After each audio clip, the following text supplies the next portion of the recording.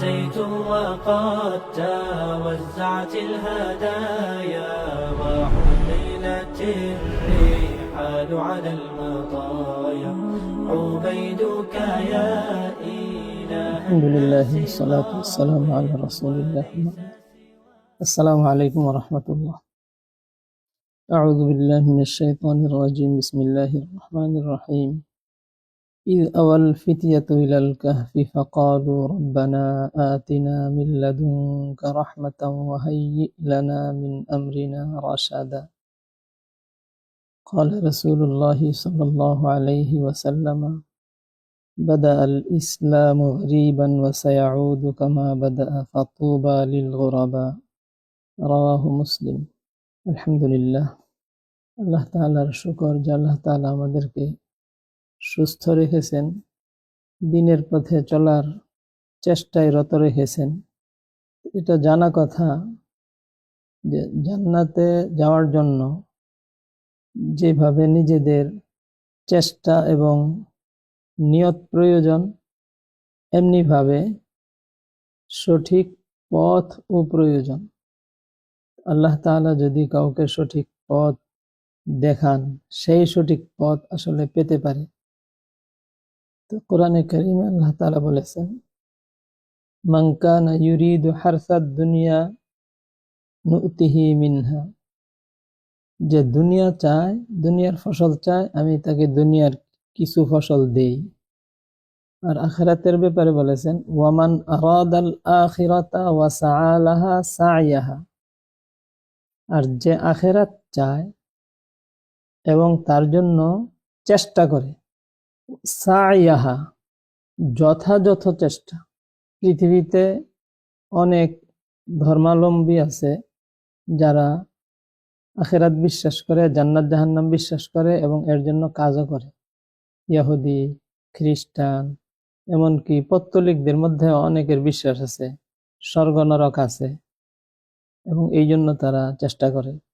এখানে আল্লাহ তাআলা আয়াতের মধ্যে শর্ত দিয়ে দিয়েছেন, চেষ্টা করার পরে সা'য়াহা যথাযথ চেষ্টা। সব চেষ্টা আল্লাহ তাআলার কাছে গ্রহণযোগ্য না। ইন্নাদ-দীনা ইনদাল্লাহিল ইসলাম, আল্লাহ তাআলার নিকট একমাত্র মনোনীত দিন ইসলাম। ইসলামের পথ ছাড়া অন্য যে কোনো পথে যত চেষ্টাই করুক, তাদের এই চেষ্টা ব্যর্থ হবে।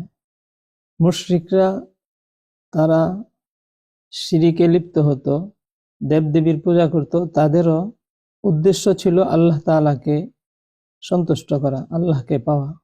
মা না'বুদুহুম ইল্লা লিয়ুকাররিবুনা ইলাল্লাহি যুলফা, আমরা এদের উপাসনা করি যেন তারা আমাদেরকে আল্লাহর অতি নিকটবর্তী করে দেয়। উদ্দেশ্য কত সৎ, কত মহৎ, কত ভালো। শুধু তারা সেগুলোর সাদামাটা ইবাদতই করত না, অনেকে সেইগুলোর ইবাদতকে টিকিয়ে রাখার জন্য, সেগুলোর আদর্শকে প্রতিষ্ঠিত রাখার জন্য নিজেদের জীবনের বাজিও লাগিয়ে দিত, জীবন দিয়েও দিত। সা'য়াহার মূল মর্ম হলো যে রাসূল সাল্লাল্লাহু আলাইহি ওয়াসাল্লামের পদ্ধতি অনুযায়ী হবে। আমরা যদি একেবারে সংক্ষেপে বর্তমানের অবস্থার সাথে মিলিয়ে এর অর্থ করি, এর অর্থ হবে যে রাসূল সাল্লাল্লাহু আলাইহি ওয়াসাল্লাম চলে আসার পর অন্যান্য ধর্মের সঠিক পথটা, ওগুলো তো বিলুপ্ত হয়ে গিয়েছে, বাকি সঠিক যদি কোনো কিছু থাকেও সেগুলোও কি এখন রহিত। রাসূল সাল্লাল্লাহু আলাইহি ওয়াসাল্লামের পদ্ধতি ছাড়া আর কোনো পদ্ধতি এখন আর আল্লাহ তাআলার কাছে পৌঁছার মাধ্যম নেই। রাসূল সাল্লাল্লাহু আলাইহি ওয়াসাল্লামের জীবন সম্পর্কে আয়েশা রাদিয়াল্লাহু তাআলা আনহাকে জিজ্ঞেস করা হয়েছে। তিনি বলেছেন, কানা খুলুকুহু আল কোরআন, রাসূল সাল্লাল্লাহু আলাইহি ওয়াসাল্লামের জীবনী ছিল কোরআন। অর্থাৎ কোরআনে যেই ব্যবস্থা দেয়া আছে, কোরআনে যেই ফর্মুলা উল্লেখিত আছে, সেটাই রাসূল সাল্লাল্লাহু আলাইহি ওয়াসাল্লাম তার জীবনে বাস্তবায়ন করে গেছে। কোরআন হলো থিওরি, আর এর প্র্যাকটিক্যাল বাস্তব রূপ হলো রাসূল সাল্লাল্লাহু আলাইহি ওয়াসাল্লামের জীবন। এই জন্য উম্মত রাসূল সাল্লাল্লাহু আলাইহি ওয়াসাল্লামের জীবনের ঘটনাবলী, রাসূল সাল্লাল্লাহু আলাইহি ওয়াসাল্লামের কাজকর্ম এবং রাসূল সাল্লাল্লাহু আলাইহি ওয়াসাল্লামের ইশারা ইঙ্গিত সব ধরনের নকল হরকত এগুলোকে সংরক্ষণ করেছে। দ্বীনের প্র্যাকটিক্যাল রূপ হলো রাসূল সাল্লাল্লাহু আলাইহি ওয়াসাল্লামের জীবন। আর রাসূল সাল্লাল্লাহু আলাইহি ওয়াসাল্লামের বাহ্যিক দৃষ্টিতে এই ক্ষুদ্র সংক্ষিপ্ত এই জীবনেরই একটু বিস্তৃত রূপ হলো সাহাবায়ে কেরামের জামায়াতে সাহাবায়ে কেরাম। এই জন্য কোরআনে কারিমে যেখানে আল্লাহ তাআলা রাসূল সাল্লাল্লাহু আলাইহি ওয়াসাল্লামকে আদর্শ হিসাবে গ্রহণের নির্দেশ দিয়েছেন, লাকাদ কানা লাকুম ফি রাসূলিল্লাহি উসওয়াতুন হাসানাহ, সেখানে সাহাবায়ে কেরামের জামায়াতের ব্যাপারেও আল্লাহ তাআলা তাদের পবিত্রতা, তাদের দিলের পরিচ্ছন্নতা, তাদের অন্তরের উন্নত অবস্থা এগুলো ঘোষণা করেছেন এবং বলেছেন যে তোমাদের ঈমান যেন তাদের ঈমানের মতো হয়। আমিনু কামা আমানান নাস উলাইকাল্লাযীনা ইমতাহানাল্লাহু কুলুবাহুম লিত্তাকওয়া। কুরআন হিদায়াত হলো মুত্তাকিদের জন্য, আর তাকওয়ার জন্য আল্লাহ তাআলার নিকট সর্বপ্রথম নির্বাচিত অন্তর হলো উলাইকাল্লাযীনা ইমতাহানাল্লাহু কুলুবাহুম লিত্তাকওয়া। এই সাহাবায়ে কেরাম তাদের অন্তরকে আল্লাহ তাআলা তাকওয়ার জন্য নির্বাচিত করেছেন। এক হাদিসে এসেছে যে আল্লাহ তাআলা পুরা সৃষ্টির দিকে দৃষ্টি দিয়ে রাসূল সাল্লাল্লাহু আলাইহি ওয়াসাল্লামের আগমনের পূর্বে জাহেলিয়া যুগে পুরা পৃথিবীর দিকে আল্লাহ তাআলা সৃষ্টি দিয়ে তাদের অন্তরকে নিরীক্ষণ করেছেন। সবার অন্তরের দিকে তাকিয়ে ফামাকাতাহুম আরাবাহুম ওয়া আজামাহুম, আরব আজম যেখানে যে ছিল প্রত্যেক আল্লাহ তাআলার গুসা উদ্রেক করেছে, তাদের অবস্থা এত খারাপ। ইল্লা বাকায়া মিন আহলিল কিতাব, হ্যাঁ পূর্ববর্তী আহলে কিতাবের ক্ষুদ্র একটা অংশ আর এই রাসূল সাল্লাল্লাহু আলাইহি ওয়াসাল্লামের এই আরবদের কিছু একটা অংশ। এর মধ্যে সর্বশ্রেষ্ঠ পেয়েছেন রাসূল সাল্লাল্লাহু আলাইহি ওয়াসাল্লামকে এবং রাসূল সাল্লাল্লাহু আলাইহি ওয়াসাল্লামের সাহাবায়ে কেরাম। এই জন্য কোরআনে কারীম স্পষ্ট ঘোষণা হলো আমিনু কামা আমানান নাস। এই সাহাবায়ে কেরাম যেভাবে ঈমান এনেছেন তোমরা সেভাবে ঈমান আনো। তাহলে ঈমানের মধ্যে সাহাবায়ে কেরাম আদর্শ, আমলের মধ্যে আদর্শ হবেন না? ঈমান আর আমলের মধ্যে সর্বপ্রথম ঈমান, সবচেয়ে গুরুত্বপূর্ণ হলো ঈমান। ঈমানের ক্ষেত্রে যারা আদর্শ, আমলের ক্ষেত্রে তারা আদর্শ হওয়া থেকে বঞ্চিত, আদর্শ হওয়ার অযোগ্য। এই জন্য সাহাবায়ে কেরামের জামাতগতভাবে সাহাবায়ে কেরাম আমাদের জন্য কি আদর্শ। তাদের কর্ম ধারা, তাদের বোধ বিশ্বাস, তাদের চিন্তা দর্শন এইগুলো হলো উম্মতের জন্য আদর্শ। যারা তাদের এই পথে চলবে আল্লাহ তাআলা কোরআনে ঘোষণা দিয়েছেন সাহাবায়ে কেরাম সম্পর্কে, লা ইয়াস্তাবি মিনকুম মান আনফাকা মিন ক্বাবলিল ফাতহি ওয়া কাতাল উলাইকা আ'যামু দারাজাতাম মিনাল্লাযীনা আনফাকু মিন বা'দু ওয়া কাতালু ওয়া কুল্লান ওয়া'দাল্লাহুল হুসনা। সাহাবায়ে কেরামকে সম্বোধন করে আল্লাহ তাআলা বলেছেন, তোমাদের মধ্যে যারা মক্কা বিজয়ের পূর্বে যুদ্ধ করেছে, যুদ্ধের পথে সম্পদ ব্যয় করেছে তারা, এবং মক্কা বিজয়ের পরে যারা যুদ্ধ করেছে এবং এই পথে সম্পদ ব্যয় করেছে তারা, এই দুই শ্রেণী সমান না। যারা পূর্বে মক্কা বিজয়ের পূর্বে যুদ্ধ করেছে আর যুদ্ধের পথে সম্পদ ব্যয় করেছে তাদের মর্যাদা পরবর্তীদের চেয়ে অনেক উচ্চ। আযামু দারাজাতান, মর্যাদায় সম্মানে আল্লাহর নৈকট্যে তারা অনেক উন্নত।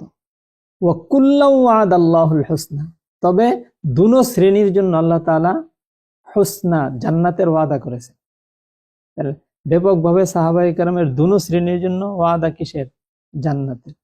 এই দুই শ্রেণীর মধ্যে প্রথম শ্রেণীকে আল্লাহ তাআলা বেশি প্রাধান্য দিয়েছে। এখন সাহাবায়ে কেরামের সময়টা কি ছিল? সাহাবায়ে কেরামের এই দুই শ্রেণীর মধ্যে এই ব্যবধানের এই কারণটা আমাদের সময়ের সাথে যদি আমরা মিলিয়ে দেখি তাহলে আমরা কোন স্তরে আছি ইনশাআল্লাহ এটা আমাদের জন্য বোঝা সহজ হয়ে যায়। একটু ভেবে বলুন দেখি যে মক্কা বিজয়ের পূর্বে যে যুদ্ধগুলো সংগঠিত হয়েছে সেগুলো দিয়ে বাহ্যিকভাবে ইসলামের বিজয়টা বিশাল আকারে প্রকাশ পেয়েছে, না মক্কা বিজয়ের পরের যুদ্ধগুলোই দিয়ে বিশাল আকারে ইসলামের বিজয়গুলো প্রকাশ পেয়েছে? মানে বড় আকারে ইসলামের বিজয়টা ধরা দিয়েছে মক্কা বিজয়ের আগের কাজগুলোর দ্বারা না পরের কাজগুলোর দ্বারা? তাহলে কথাটা স্পষ্ট করতে পারি না আমি যে মক্কা বিজয়ের আগে যে যুদ্ধগুলো হয়েছে, বদরের যুদ্ধের দ্বারা তাৎক্ষণিকভাবে কত হাজার মানুষ, কত লাখ মানুষ ইসলাম গ্রহণ করেছে, কতটুকু অঞ্চল ইসলামী রাষ্ট্রের আওতায় এসেছে, কতটুকু? উহুদের যুদ্ধের দ্বারা কি পরিমাণ অঞ্চল মুসলিমদের দখলে এসেছে, কি পরিমাণ মানুষ মুসলমান হয়েছে। খন্দকের যুদ্ধের দ্বারা আরো আরো কিছু ছিল, বড় বড় গুলোর আমি নাম নিলাম, এগুলো মক্কা বিজয়ের আগে। না, খন্দকের যুদ্ধ মক্কা বিজয়ের আগে না, মক্কা বিজয়ের পরে। মদিনাই তো সব যুদ্ধ, তো সবই মদিনাই। তো মক্কা বিজয়ের আগে বড় বড় যুদ্ধ ছিল, বদর আর উহুদ। এই যুদ্ধগুলো দিয়ে ইসলামের বড় বিস্তৃতি কি পরিমাণ হয়েছে।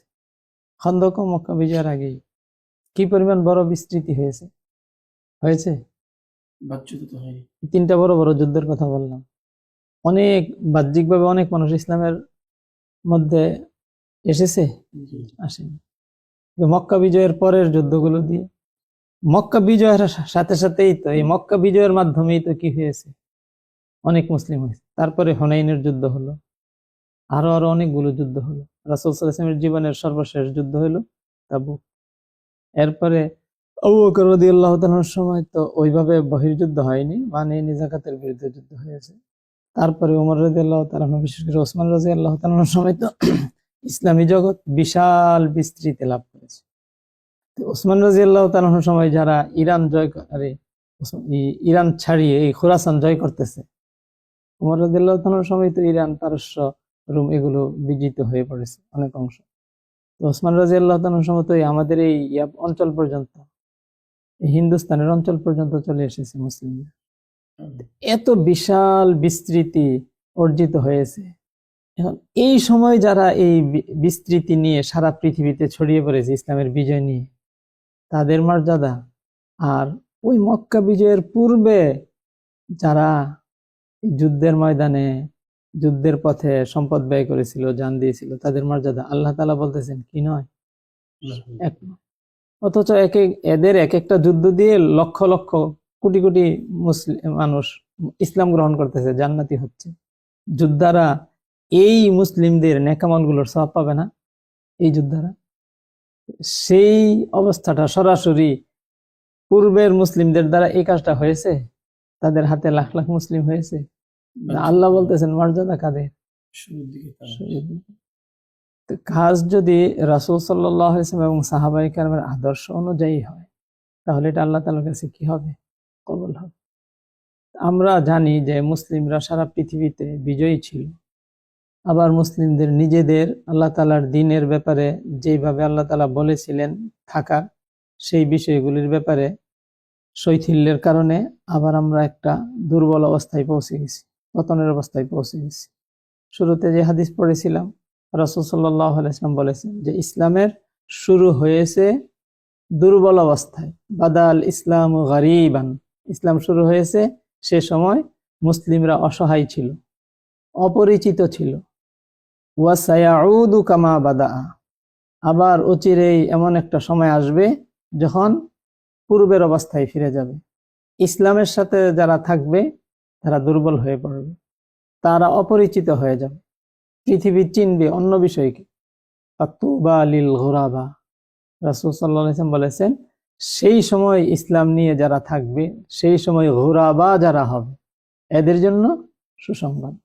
এখন বাস্তবে গুরাবা কারা, যাদের জন্য রাসূল সাল্লাল্লাহু আলাইহি ওয়াসাল্লাম এইভাবে সুসংবাদের শব্দ উল্লেখ করে গিয়েছেন? এই গুরাবাদেরও ব্যাখ্যা হাদিসের কিতাবগুলোর মধ্যে এসেছে, তিরমিজি, মুসনাদে আহমদ, ওগুলোর মধ্যে গুরাবার ব্যাখ্যা আব্দুল্লাহ ইবনে মাসউদ, আনাস রাদিয়াল্লাহু তাআলা আনহু তাদের থেকে বর্ণিত হয়েছে। আন-নুযাউ মিন কুল্লি কাবাইল, বিভিন্ন গোত্র থেকে নিজেদের সমাজ পরিবার ছেড়ে যারা দ্বীনের জন্য বেরিয়ে পড়েছে। আরো আরো ব্যাখ্যা রয়েছে, আল্লাযীনা আসলাহু ইযা আফসাদান নাস, যে মানুষ ধর্মের যে বিষয়গুলোকে নষ্ট করে ফেলেছে সেই বিষয়গুলোকে তারা সঠিকভাবে নিয়ে আসতেছে। দ্বীন জিন্দা করার যে অর্থ, রাসূল সাল্লাল্লাহু আলাইহি ওয়াসাল্লাম অন্য হাদিসের মধ্যে বলেছেন যে আমার সুন্নত অর্থাৎ দ্বীনের সঠিক পথ যখন মৃত হয়ে যায়, সেই পথকে কেউ যদি কি করে, পুনর্জীবিত করে, সে বা তারা 100 শহীদের পুণ্য লাভ করবে, নেকি লাভ করবে। সাহাবায়ে কেরাম জিজ্ঞেস করেছেন 100 শহীদের সেই নেকি পাবে, ওই শহীদ কোন 100 শহীদ? তাদের মধ্যে না আমাদের মধ্যে। রাসূল সাল্লাল্লাহু আলাইহি ওয়াসাল্লাম বলেছেন যে তোমাদের মধ্যে 100 শহীদের সমপরিমাণ পুণ্য তাদের লোকগুলো পাবে। তারা রাসূল সাল্লাল্লাহু আলাইহি ওয়াসাল্লামের নিকটবর্তী থেকে সরাসরি রাসূল সাল্লাল্লাহু আলাইহি ওয়াসাল্লামের নির্দেশনা পেয়ে, যদিও আল্লাহ তাআলাকে বা আখিরাত জান্নাত জাহান্নাম দেখেনি, কিন্তু রাসূল সাল্লাল্লাহু আলাইহি ওয়াসাল্লামকে দেখেছে। বাহ্যিক একটা আস্থার জায়গা তাদের ছিল, কিন্তু পরবর্তীদের জন্য এই আস্থাটাও তো কি করবে না, থাকবে না। শুধু আল্লাহর উপর ভরসা করে তারা এই পথে এইভাবে নেমে পড়বে। এই জন্য তাদের মর্যাদাটাকে এই পরিমাণ বেশি। বর্তমানে ইসলামের যতগুলো বিধান আছে, এমনি তো হাদিসে বিস্তৃত আছে যে ইসলামের বিধানগুলো ধীরে ধীরে ধীরে ধীরে কি হতে থাকবে, নষ্ট হতে থাকবে একটা একটা করে। যেমন একটা মানুষের শরীর, পা কেটে গেল, হাত কেটে গেল, নাক কেটে গেল, কান কেটে গেল, চোখ অন্ধ হয়ে গেল, মানে একটা একটা অঙ্গ অঙ্গ করে করে কি হয়ে যাবে, এটা অকেজু হয়ে যাবে। ইসলামও এইভাবেই অকেজু হওয়ার দিকে, মৃত হওয়ার দিকে যে যাবে, এভাবেই যাবে। এখন আমাদের আসলে ইসলামের অনেক কিছু অকেজু হয়েছে, কিন্তু আবার কিছু কি আছে, অবশিষ্ট আছে। যদি কেউ সালাত আদায় করে, নামাজ পড়ে, তাকে কেউ ঘৃণা করে, তাকে কেউ বাধা দেয়? এখানে কোনো অপমান, অপদস্থতা, লাঞ্ছনা গঞ্জনা আছে? ইসলামের বিধানই তো, নামাজ পড়াও তো ইসলামের বিধান। এখানে বা আরো আরো কিছু আমল আছে যেগুলো আমরা জানি যে এগুলোর ক্ষেত্রে কোনো কি নেই, বাধা।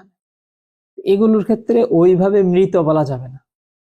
বাস্তবে সর্বপ্রথম যে বিষয়টা ইসলামের হাতছাড়া হয়েছে সেটা কি, শরীয়তের শাসন, ইসলামী শাসন। এখন সেটার পুনরুদ্ধারের জন্য যে ব্যবস্থা, সেই ব্যবস্থাটা আসলে যেমন আল্লাহ তাআলা নামাজের নির্দেশ দিয়েছেন, রাসূল সাল্লাল্লাহু আলাইহি ওয়াসাল্লাম শিখিয়েছেন নামাজ কিভাবে পড়তে হবে।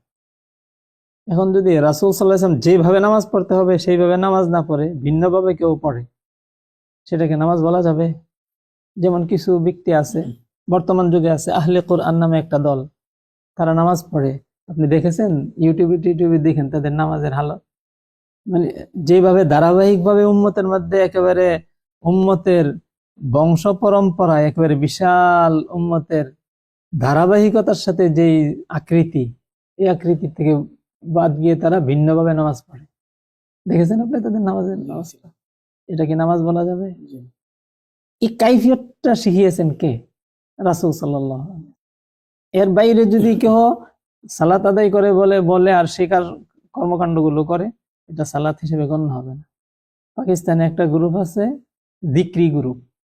ওদের সালাত আদায় হলো 3 বেলা মসজিদে যায়, তারা গিয়ে জিকির করে। কারণ কোরআনে কারিমে আল্লাহ তাআলা বলেছেন ওয়ালা যিকরুল্লাহি আকবার, যে আল্লাহর জিকির হলো বড়। এই জন্য বড় কাজ করে, ছোট কাজ আর তারা করে না।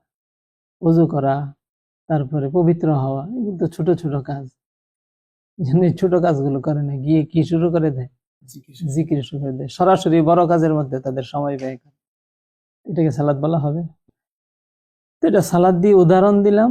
বাকি আমরা দিন প্রতিষ্ঠার ব্যাপারেও রাসূল সাল্লাল্লাহু আলাইহি ওয়াসাল্লাম কর্তৃক একেবারে ঘোষিত এবং রাসূল সাল্লাল্লাহু আলাইহি ওয়াসাল্লামের দ্বারা বাস্তবায়িত যে রূপরেখা আছে, সেটার ক্ষেত্রে অনেক বিভ্রান্তির মধ্যে আমরা আছি।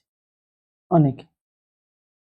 কোরআনে কারিমেও আল্লাহ তাআলা স্পষ্ট বলেছেন যে দিন সুরক্ষা, দিনের প্রতিষ্ঠা কিভাবে হবে, মানে এটা এবং রূপরেখা রাসূল সাল্লাল্লাহু আলাইহি ওয়াসাল্লাম নিজের কথা এবং আমলের মাধ্যমে, এবং রাসূল সাল্লাল্লাহু আলাইহি ওয়াসাল্লামের পরে সাহাবায়ে কেরামও সেই আমলের মাধ্যমে এই বিষয়টাকে পুরা পৃথিবীর সামনে স্পষ্ট করে গিয়েছেন। এরপরে একটা মুসলিম যদি আল্লাহর কোরআন থেকে, রাসূল সাল্লাল্লাহু আলাইহি ওয়াসাল্লামের জীবনী থেকে, সাহাবায়ে কেরামের আদর্শ থেকে নিজেদের কর্ম পরিকল্পনা গ্রহণ করত, তাহলে তাদের কোনো দ্বিধা, কোনো ধরনের মানে দুদুল্যতা, এইগুলোর কোনো অবকাশ থাকতো না।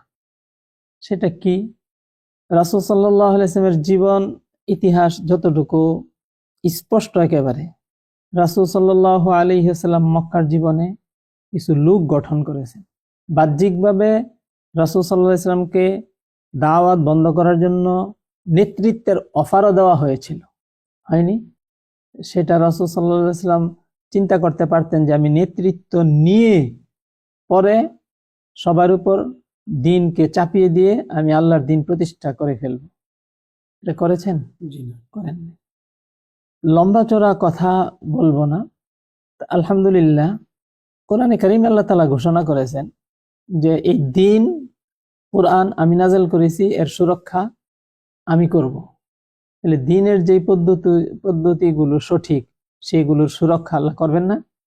হাদিসে এসেছে, রাসূল সাল্লাল্লাহু আলাইহি ওয়াসাল্লাম বলেছেন, লা তাজালু তাইফাতুম মিন উম্মতি ইউকাতিলুনা আলাল হক।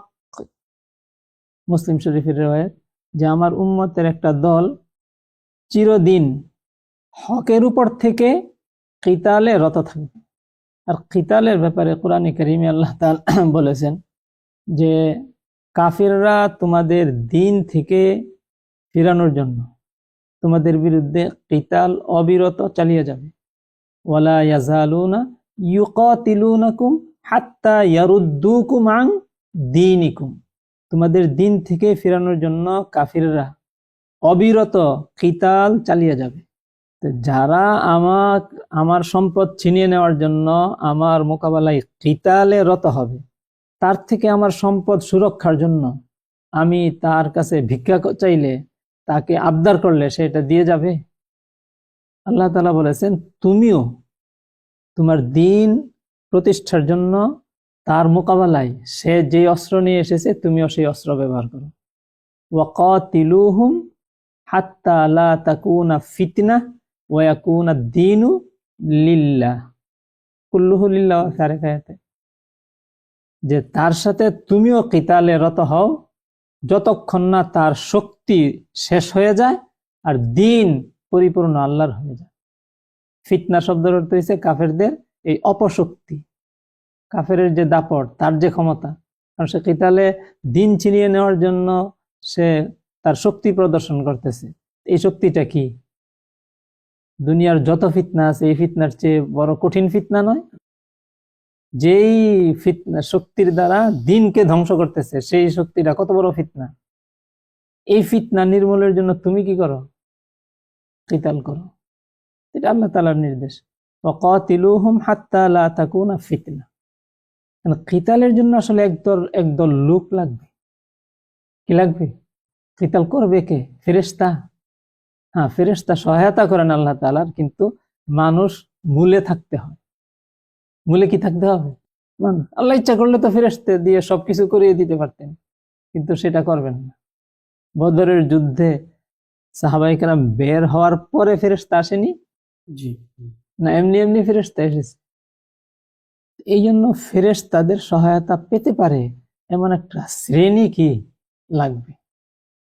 আল্লাহ তাআলা বলেছেন যে ইন্নাল আরদা লিল্লাহি ইউরিসুহা মান ইয়াশাউ মিন ইবাদি ইয়ারিসুহা ইবাদিয়াস সালিহুন। যে পৃথিবী আল্লাহর, বান্দাদের মধ্যে যাকে আল্লাহ তাআলা ইচ্ছা করেন তাকে এর মালিক বানান। আবার অন্য আয়াতের মধ্যে আল্লাহ তাআলা বলেছেন যে মালিক হয় কারা? আমার সালেহ বান্দাগণ। যারা সালেহ হবে তারা পৃথিবীর মালিক হবে। কাকে চান আল্লাহ তাআলা মালিক বানাতে? সালেহদেরকে। আর সালেহ এর সংক্ষিপ্ত অর্থ হলো যারা যোগ্য, সৎ। সালেহ শব্দের উভয়টা স্পষ্ট অর্থ, যোগ্য এবং সৎ। যোগ্য বলতে পৃথিবীর মধ্যে ইনসাফ প্রতিষ্ঠার উপযোগী তারা। যোগ্যর যদি একেবারে সংক্ষিপ্ত অর্থ করি তাহলে ইনসাফ প্রতিষ্ঠার কি? যোগ্য। আর আল্লাহর সাথে তার সম্পর্ক ভালো। ইনসাফ প্রতিষ্ঠার যোগ্য কে? যারা বেইনসাফি করতেছে তাদেরকে যে প্রতিহত করতে পারবে সে। কোন নিরীহ, দুর্বল, একেবারে সৎ তাহাজ্জুদ গুজার সে ইনসাফ প্রতিষ্ঠার কি নয়? যোগ্য নয়। লা তাখুযুন্না আলা ইয়াদি যালিমি, জালেমের হাত তোমাদেরকে ধরতে হবে এবং জুলুম থেকে তাকে ফিরাতে হবে।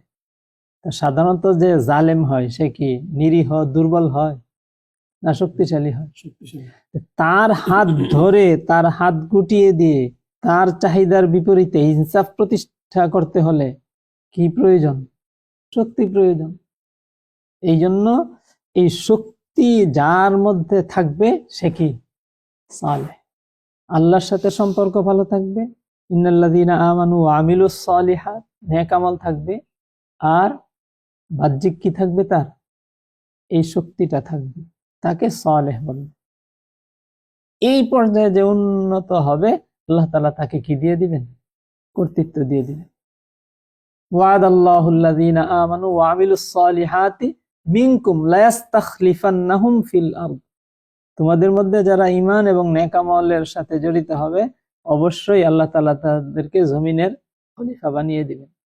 ওয়ালা ইউমাক্কিনান্না লাহুম দীনাহুমুল্লাযী ইরতাদা লাহুম, যেই দিন আল্লাহ তাআলা তাদের জন্য পছন্দ করেছেন সেই দিন শক্তিশালী করে দিবেন। ওয়ালা ইউবাদদিলান্নাহুম মিন বাদি খাউফিহিম আমনা, ভয়ের পরে, অস্থিরতার পরে তাদেরকে নিরাপত্তা দিয়ে দিবেন। এটা কাদের জন্য করবেন? সালেহ। আমাদের একটা বিভ্রান্তি আছে যে সালেহ হওয়া শুধু আমরা মনে করি ব্যক্তিগত কিছু আমলের মধ্যে থাকাটাকেই, ওই যোগ্যতা অর্জন করাটাকে আর সালাহের নেক আমলের অন্তর্ভুক্ত আমরা মনে করি না। আরো যদি সুনির্দিষ্টভাবে বলি, নেক আমল বলতে আমরা বুঝি কিছু নফল আমল, ফরজগুলো আমরা নেক আমলের অন্তর্ভুক্ত মনে করি না।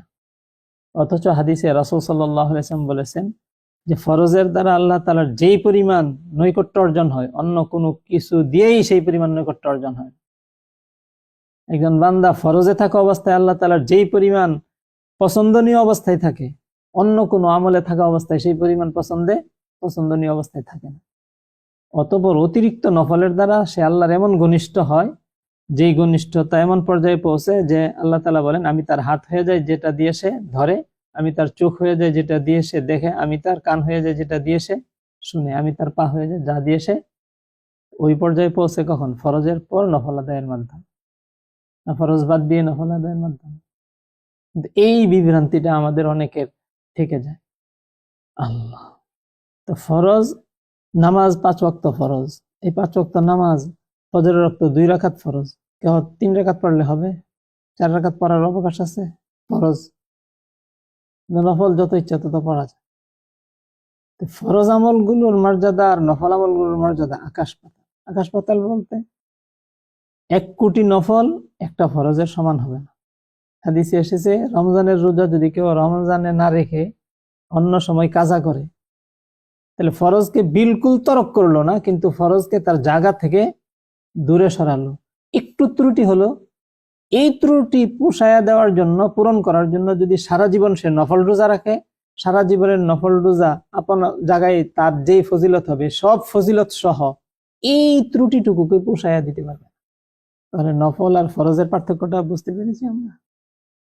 এখন যদি কেউ নিজের 1 সেকেন্ড ব্যয় করে নফলের মধ্যে, 1 টাকা খরচ করে নফল দানের মধ্যে, তার মর্যাদা, আর কেউ যদি নিজের এই শ্রম, নিজের এই সময়, নিজেদের এই সম্পদ ব্যয় করে ফরজের মধ্যে, তাহলে প্রাপ্তির ক্ষেত্রে ব্যবধানটা কোন পর্যায়ের হবে? আল্লাহ। আমাদের কাছে যদি এখন বলা হয় যে মসজিদুল হারামের জন্য একটা ইট বহন করে নিয়ে যাও, মসজিদুল হারাম নির্মাণ করা হবে, আমরা রাজি হব না এতটুকু শ্রম দিতে? মসজিদুল হারাম নির্মাণ করা হবে আর একটা দরজার টাকা তুমি দাও, রাজি হব না? মনের মধ্যে একটা উৎসাহ আসবে না? কোরআনে কারিমে আল্লাহ তাআলা কি বলেছে? আজআলতুম সিকায়াতাল হাজ্জি ওয়া ইমারাতাল মাসজিদিল হারামি কামান আমানা বিল্লাহি ওয়াল ইয়াউমিল আখিরি ওয়া জাহাদা ফি সাবিলিল্লাহ লা ইয়াস্তাউনা ইনদাল্লাহ। হাজীদেরকে পানি পান করানো, মসজিদুল হারাম নির্মাণ করা, এটাকে তোমরা আল্লাহর পথে ঈমান আনার পরে যারা আল্লাহর পথে জিহাদ করতেছে তাদের সমপর্যায়ে রেখেছো? আল্লাহর নিকট তারা সমান নয়। একজন মুমিন মসজিদুল হারাম বানাচ্ছে, আর একজন মুমিন জিহাদের পথে আছে, দুজন সমান? আর জিহাদ বর্তমানে এমন পর্যায়ে পৌঁছেছে যে আমি আয়াত পড়েছিলাম যে কাফেরদের ব্যাপারে আল্লাহ তাআলার ঘোষণা যে তারা চিরদিন তোমাদের দিন থেকে বিচ্যুত করার জন্য কিতাল চালিয়ে যাবে, তাদের মোকাবেলায় তোমরা কি করো? কিতাল করো। সেই অবস্থাটা আমরা ছেড়ে দেওয়ার কারণে ইতিহাস যদি আমরা ঘাঁটি, মুসলিমদের আন্দালুসিয়ার পতন, উমাইয়াদের পতন, আব্বাসীয়দের পতন, খেলাফতে তুর্কিয়া উসমানিয়ার পতন, সবগুলোর নির্যাস যদি আমরা দেখি, তাহলে দেখবো যে মুসলিমদের কোন আমল ছেড়ে দেওয়ার কারণে এই পতন এসেছে, কিতালের আমল ছেড়ে দেওয়ার কারণে। আর আল্লাহ তাআলা বলেছেন কোরআনে কারিমে যে প্রতিহত ব্যবস্থা যদি তোমাদের সুসংহত না থাকে, তাহলে তোমাদের অন্যান্য বিষয়গুলো যথাযথ অবস্থায় থাকবে না। ওয়ালাউলা দাফউল্লাহিন নাসা বা'দাহুম বিবাদিন লাহুদ্দিমাত সাওয়ামি'ু ওয়া বি'উ ওয়া সালাওয়াতু ওয়া মাসাজিদু ইউযকারু ফিহা ইসমুল্লাহি কাসীরা ওয়ালা ইয়ানসুরান্নাল্লাহু মান ইয়ানসুরুহু। যদি আল্লাহ তাআলার পক্ষ থেকে প্রতিহত ব্যবস্থা না থাকে, তাহলে পৃথিবীর যে কোনো সময়ে আপন আপন ইবাদত গুলো কি হবে না, চলবে না। এমনকি মসজিদ, এই উম্মতের সময় ইবাদতের জায়গা কি মসজিদ, মসজিদও ধসায়া দেওয়া হবে, হুদ্দিমাত কি করে দেওয়া হবে, ধসিয়ে দেওয়া হবে। কোন মসজিদ? যে মসজিদ কেউ নামাজ পড়ে না সেই মসজিদ না। আল্লাহ বলেছেন মাসাজিদু ইউযকারু ফিহা ইসমুল্লাহি কাসীরা, সেই মসজিদ যেই মসজিদের মধ্যে বেশি বেশি আল্লাহর নাম নেওয়া হয়। শুধু মসজিদের ভিতরে আবদ্ধ থেকে বেশি বেশি এখানে আল্লাহর নাম নেওয়া হচ্ছে, সালাত আদায় করা হচ্ছে, এটাকে মসজিদ আবাদ মনে করে যদি কেউ কি করে এখানেই গুটিয়ে থাকে, আল্লাহ বলছেন যে প্রতিহত ব্যবস্থা না থাকলে এটাও ধসিয়ে দেওয়া হবে। তাহলে এই মসজিদ সুরক্ষা, অন্যান্য মুসলিমদের আমল সুরক্ষা, সেইগুলো নির্ভর করে কিসের উপর? প্রতিরক্ষার উপর। আর প্রতিরক্ষার জন্য আল্লাহ তাআলা কি দিয়েছেন? কিতাল দিয়েছেন। আল্লাহ বলেছেন ওয়ালা ইয়ানসুরান্নাল্লাহু মান ইয়ানসুরুহু, আল্লাহ তাআলা সাহায্য করবেন তাকে যে আল্লাহকে সাহায্য করবে। এই প্রতিহত ব্যবস্থা এর গুরুত্ব বলার পর, না থাকার কারণে যে কি দুর্গতি আসবে সেটা বলার পর আল্লাহ তাআলা বলেছেন যে আল্লাহকে যে সাহায্য করবে আল্লাহ তাকে সাহায্য করবে। মানে আল্লাহর দ্বীন রক্ষার জন্য আল্লাহকে সাহায্য কিভাবে করবে? অন্য জায়গায় আল্লাহ নিজে ঘোষণা দিয়েছেন যে আমার সাহায্যটা হবে কিসের মাধ্যমে? নামাজ পড়লে, রোজা রাখলে, কি করলে? ওয়া আনজালনাল হাদিদ ফীহি বাসুন শাদীদ ওয়া মানাফিউ লিন-নাস ওয়া লিয়া'লামাল্লাহু মান ইয়ানসুরুহু ওয়া রুসুলাহু বিল গায়ব। আমি লোহা নাজিল করেছি। দুনিয়ার অন্য কোন দ্রব্যের ব্যাপারে আল্লাহ তাআলা এমন বলেন না যে এটা আমি কি করেছি? নাজিল করেছি। কোরআনের আয়াত বলেছেন আল্লাহ আমি নাজিল করেছি, কোরআন সম্পর্কে বলেছেন আমি নাজিল করেছি। দুনিয়ার অন্য কোন বিষয়ের ব্যাপারে কি করে নাই? এইভাবে আসমান থেকে নাজিল করে বলেছেন। লোহার সম্পর্কে কি বলেছেন? আমি নাজিল করেছি। ওয়া আনজালনাল হাদিদ, আমি লোহা নাজিল করেছি। কেন? আমি দেখতে চাই যে কে আল্লাহকে না দেখে সাহায্য করে। লিয়া'লামাল্লাহু মান ইয়ানসুরুহু ওয়া রুসুলাহু বিল গায়ব, আল্লাহ দেখতে চান যে না দেখে আল্লাহ এবং আল্লাহর রাসূলকে কে সাহায্য করে। কি দিয়ে সাহায্য, কি নাজিল করেছেন আল্লাহ এবং আল্লাহর রাসূলকে সাহায্য করার জন্য? লোহা। লোহা বলতে অস্ত্র। সারা পৃথিবীর সব অস্ত্র এর মূল কি? লোহা। যে এই লোহা আমি অবতীর্ণ করেছি কিসের জন্য? আল্লাহকে সাহায্য করার জন্য। সুতরাং আর কাফেররা সারা পৃথিবীতে দাপিয়ে বেড়াচ্ছে, পৃথিবীকে নিজেদের হাতের মুঠোয় নিয়ে রেখেছে অস্ত্রের মাধ্যমে নয়। তাদের মিডিয়া, তাদের অন্যান্য সবকিছু এইগুলো প্রতিষ্ঠিত কেন? আদর্শ প্রতিষ্ঠিত কেন? তাদের আদর্শ অনেক উন্নত এই কারণে না তাদের হাতে ক্ষমতা আছে এই কারণে? আন্নাসু আলা দীনি মুলুকিহিম, যারা রাজা থাকে তাদের আদর্শ মানুষ গ্রহণ করে ফেলে স্বাভাবিকভাবে। আমেরিকা বর্তমানে সারা পৃথিবীতে শক্তিশালী, তার আদর্শ যত পচাই হোক, তার সংস্কৃতি যত গান্দাই হোক, সেটাই সবাই কি করে? গ্রহণ করে, গৌরব করে সেটা নিয়ে। তারা ল্যাংটা থাকে, এই জন্য ল্যাংটা থাকাকে এই গৌরবের বিষয় বানিয়ে ফেলা হয়েছে। তাদের স্টাইল, তাদের সবকিছু গৌরবের হয়ে গেছে। কাদের জন্য? মুসলিমদের জন্য। কেন? কারণ ক্ষমতায় কারা? তারা। আসলে ইসলাম থাকার কথা ছিল সেই অবস্থানে যে ইসলামের যে কোনো একটা বিষয় গ্রহণ করাকে মানুষ কি মনে করবে? গৌরবের মনে করবে। ইসলামের বিজয় হবে যখন, তখন অবস্থাটা এমনই হবে যে মুসলিমদেরকেও ইসলামের জন্য এইভাবে বোঝাতে হবে না। ইসলামের আসলে এইভাবে নিয়মও না যে ভিক্ষা করে করে মানুষদেরকে ইসলাম দিবে, যে দয়া করে আপনি আমার ইসলামটা এত উন্নত আদর্শ গ্রহণ করেন। এটা ইসলামের শান না, মুসলিমদের শান না যে দয়া করে গ্রহণ করেন। আল্লাহ তাআলা কি দুর্বল? আল্লাহ তাআলা কি মানে মূল্যহীন যে আমার এটা বিক্রি করার জন্য এইভাবে তার পায়ে পড়তে হবে কি গ্রহণ করানোর জন্য? স্পষ্ট আল্লাহ বলেছেন যে হাদিসে এসেছে, আলা ইন্না সিলআতাল্লাহি গালিয়া, আল্লাহ তাআলার যে পণ্য সম্পদ এটা অনেক মূল্যবান। আনুলজিমুকুমুহা ওয়া আনতুম লাহা কারিহুন, কেউ পছন্দ করো না এটা আমি তোমাকে চাপিয়ে দিব, এটা করব না। কেউ গ্রহণ করবে এটা নিজের সৌভাগ্য মনে করে, তখন আমি তাকে এটা দেব। ইসলামকে ওই পর্যায়ে রাখার জন্য, ইসলামের মধ্যে কোনো অস্পষ্টতা নেই। হ্যাঁ, জোর করে কাউকে মুসলমান বানানো হয় না। ইসলামের গৌরবের অবস্থাটা দেখে আপন নিজের ভিতরের অনুপ্রেরণায় লোকেরা কি করবে, ইসলাম গ্রহণ করবে। আর ইসলামের ইতিহাসের মধ্যে ঘটেছে এটাই, কাউকে জোর করে মুসলিমরা মুসলমান বানিয়েছে। সাহাবায়ে কেরাম রাজ্য জয় করেছেন, তারা কাউকে মুসলমান হওয়ার জন্য জোর করেছেন। কুফরের বেইনসাফি, তাদের অন্যায় অবিচার, এগুলোকে দূর করে মানুষের মধ্যে কি করেছেন, আদল প্রতিষ্ঠা করে দিয়েছে। ইসলামের আদল সবার সামনে স্পষ্ট হয়ে পড়েছে। ইসলাম তাদের বাস্তবে নিরপেক্ষভাবে ইসলাম নিয়ে তারা চিন্তা করতে সুযোগ পেয়েছে। দলে দলে ইসলামের সৌন্দর্য দেখে মুগ্ধ হয়ে ইসলাম গ্রহণ করে ফেলেছে। এটাই ইসলাম গ্রহণের নিয়ম। ইসলামকে বিজয়ী অবস্থায় নিয়ে আসবে, মানুষ স্বতঃস্ফূর্তভাবে কি হবে, ইসলাম গ্রহণ করবে। এটাই হলো ইসলামের আসলে সঠিক দাওয়াত। যদি বিস্তারিত আলোচনা করা হয় মজলিস লম্বা হয়ে যাবে, কিন্তু কোরআন হাদিসে স্পষ্টভাবে এই দাওয়াতটার ব্যাপারে কি করা হয়েছে, গুরুত্ব দেওয়া হয়েছে। আর এই দাওয়াত নিয়েই সাহাবায়ে কেরাম বেরিয়ে পড়েছে। কিন্তু আমরা এইগুলোকে ভিন্ন খাতে ব্যবহার করি, সেটা ঠিক। কুনতুম খায়রা উম্মাতিন উখরিজাত লিন-নাস তা'মুরুনা বিল মা'রুফ ওয়া তানহাউনা আনিল মুনকার। এই আয়াত কাদের জন্য? স্পষ্ট মুজাহিদদের জন্য। এই হাদিসের ব্যাখ্যায় আবু হুরায়রা রাদিয়াল্লাহু তাআলা আনহু বলেন যে, লোকদের জন্য তোমাদেরকে যে বের করা হয়েছে সেটা আসলে কিভাবে, তা'তুনা বিহিম ফিস সালাসিলি ফি আ'নাকিহিম ফায়াদখুলু ফিল ইসলাম, যে এই তোমরা যে লোকদের জন্য বেরিয়েছো এর প্রক্রিয়াটা হলো এটা, যে লোকদের গলায় শিকল বেঁধে তোমরা তাদেরকে নিয়ে আসো, পরে তারা ইসলাম গ্রহণ করে।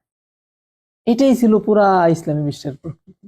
মুসলিমরা যুদ্ধে গিয়েছে, কেহ নিহত হয়েছে, আর বাকি যারা যুদ্ধের জন্য বেরিয়ে এসেছিল তারা কি হয়েছে, শিকলবন্দি হয়ে মুসলিম দেশে এসেছে, মুসলিমদের গোলামবান্দি হয়েছে।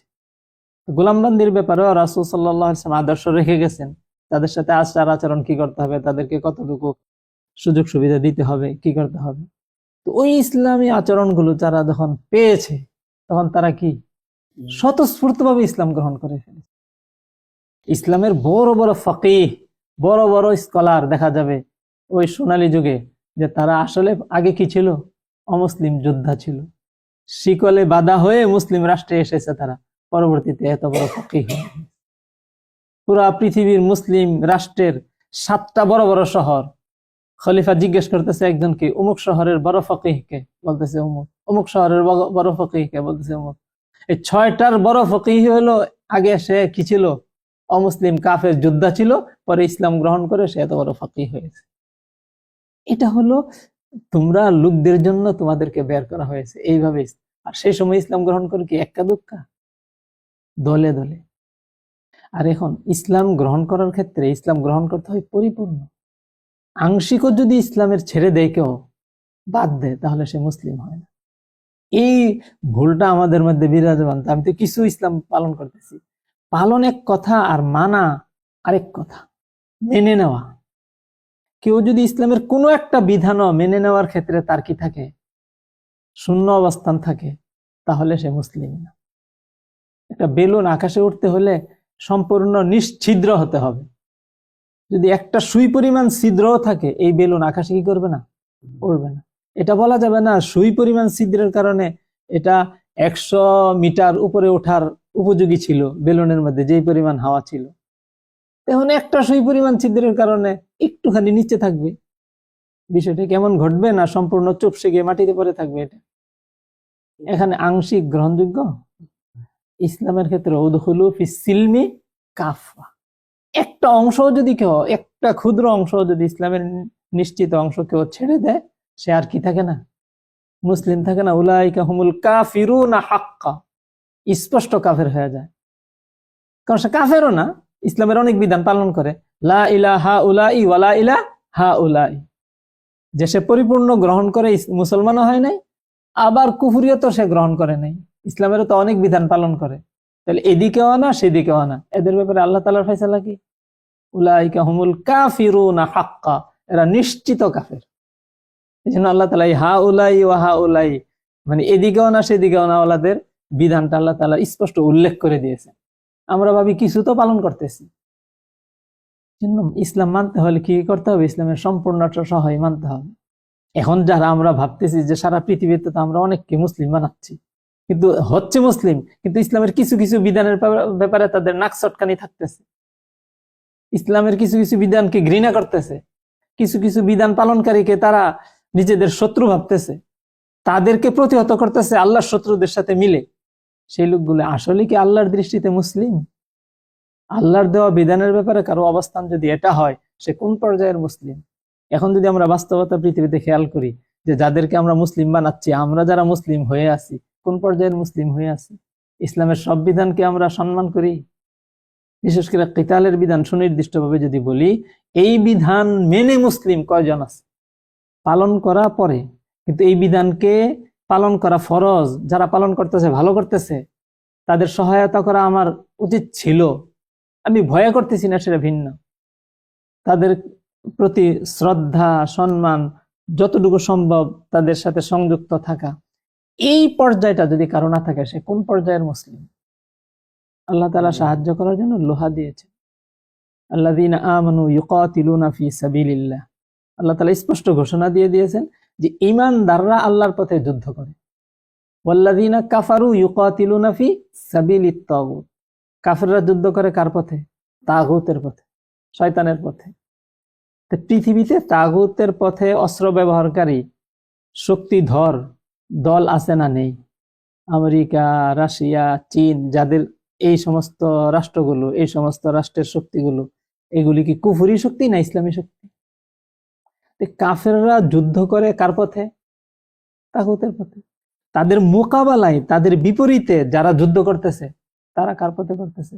এবং নিজেরা দাবিও করতেছে যে আমরা ইমানের জন্য করতেছি এবং আল্লাহর জন্য করতেছি। তারা কার পথে করতেছে? আল্লাহর পথে করতেছে।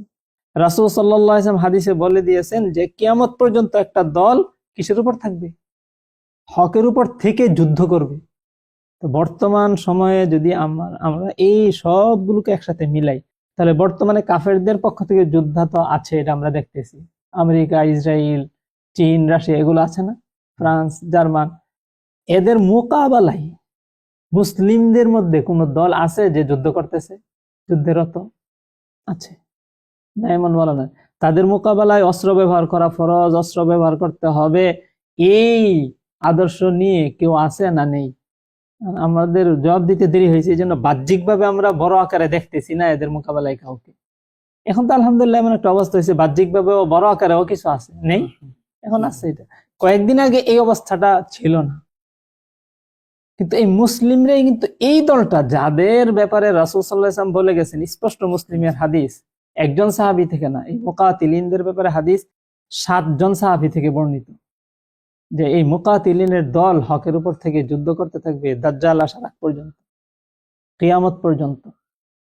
তো এখন তো দাজ্জাল এসে চলে যায় নাই, কিয়ামত হয়ে যায় নাই, হয়ে গেছে। তাহলে বর্তমান সময়টা কি সেই দল বিদ্যমান থাকার সময় না নাই হয়ে যাওয়ার সময়?